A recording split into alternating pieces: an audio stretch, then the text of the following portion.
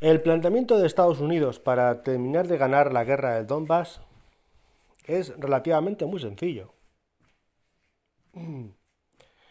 y es tan viejo como la propia tan viejo como la propia estrategia militar.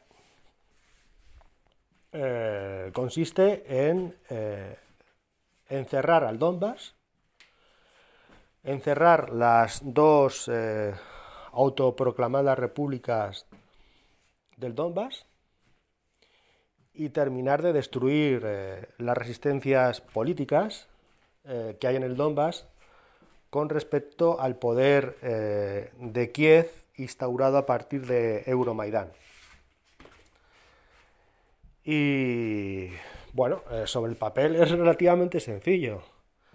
El inconveniente es que el Donbass tiene frontera, una frontera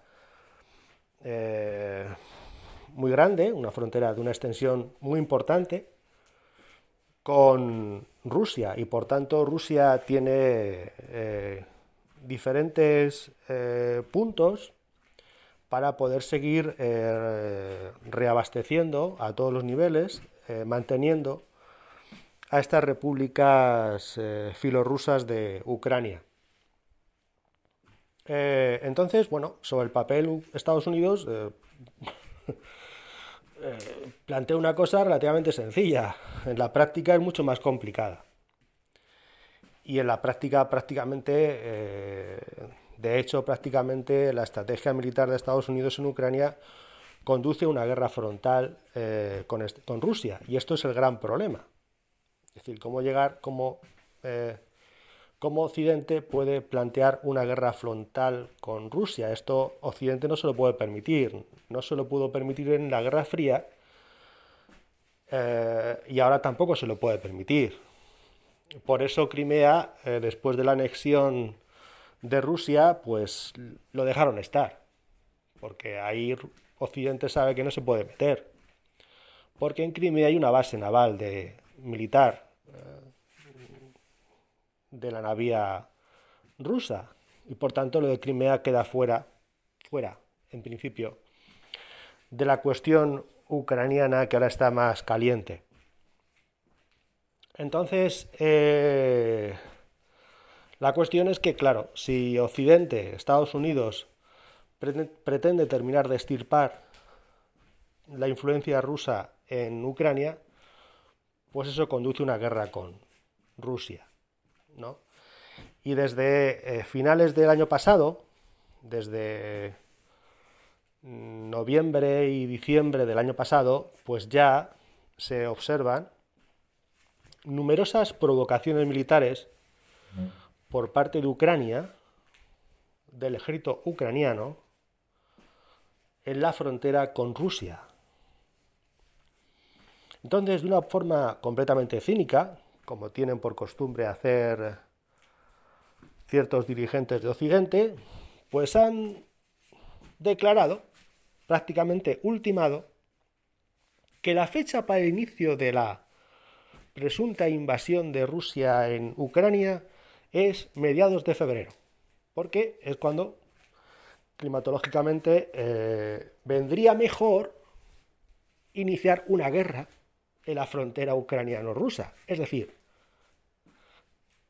a partir de mediados de febrero es cuando a Occidente le vendría mejor iniciar una serie de movimientos agresivos con respecto a Rusia, tomando al ejército ucraniano, a los ucranianos, tanto del occidente como del oriente de Ucrania, tomando a los ucranianos como carne de cañón, su carne de cañón, para enfrentarse contra Rusia.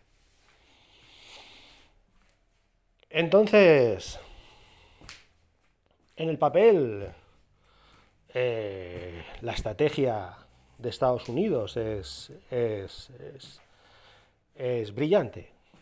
En la práctica, pues no sabemos si será tan brillante. Bien, los grandes imperios, siempre que han intentado invadir Rusia, han fracasado. Quizás sea por eso por lo que Estados Unidos no se atreva a invadir Rusia, no al menos directamente.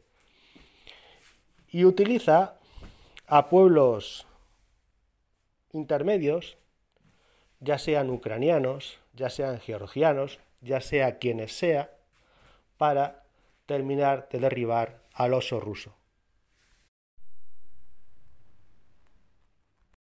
¿Tendrá éxito Estados Unidos en la nueva guerra del Donbass?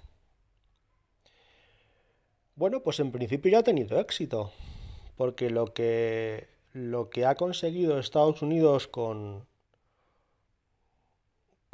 mejor dicho, la cúpula dirigente de Estados Unidos, con la participación en la guerra del Donbass, es entrar a formar parte de los negocios sucios, de la corrupción, de la especulación en Ucrania.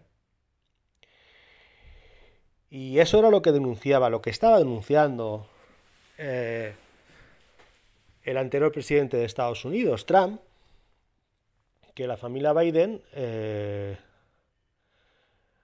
había hecho negocios corruptos en Ucrania a propósito de la desestabilización subsiguiente al golpe de estado de Euromaidán. Trump estaba denunciando eso como una trama corrupta en la cual la familia Biden estaba formando parte. Y bueno, tal vez por eso a Trump no le dejaron seguir como presidenta de Estados Unidos, porque a Trump le echaron, igual que ocurrió en Euromaidán, con otra falsa bandera, con otro montaje de las cloacas del Estado, como fue aquella revuelta, la falsa revuelta del Capitolio, cuando las auténticas revueltas habían sido las otras, las de la extrema izquierda. Contra esa no se había hecho nada, entre otras cosas porque una parte del Partido Republicano había impedido que Trump tomara medidas contra las revueltas de la extrema izquierda, que eran las realmente violentas y las realmente destructivas, y contra la falsa revuelta del Capitolio, pues sirvió para que se echara todo el barro posible sobre el fraude electoral anterior, que supuestamente había dado la presidencia de Estados Unidos a Biden, un fraude electoral morrocotudo,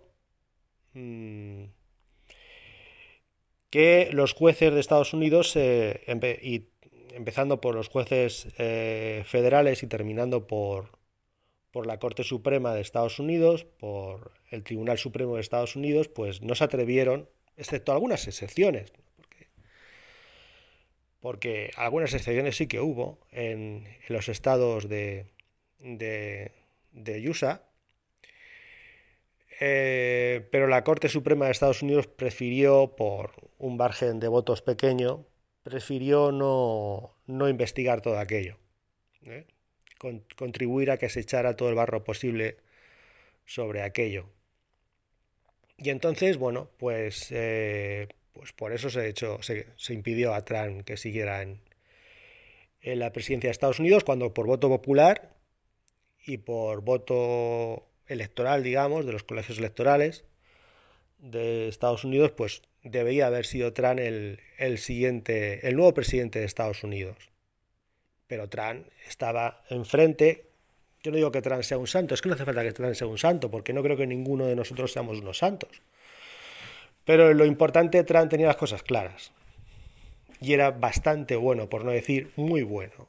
Y bueno, pues la historia, pues quizás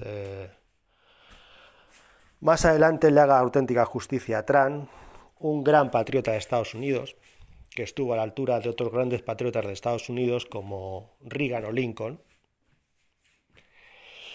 Y entonces los sinvergüenzas estos, los miserables estos de de las cloacas del Estado, pues no quisieron que Trump siguiera en el poder y por eso pusieron a esta miseria, a este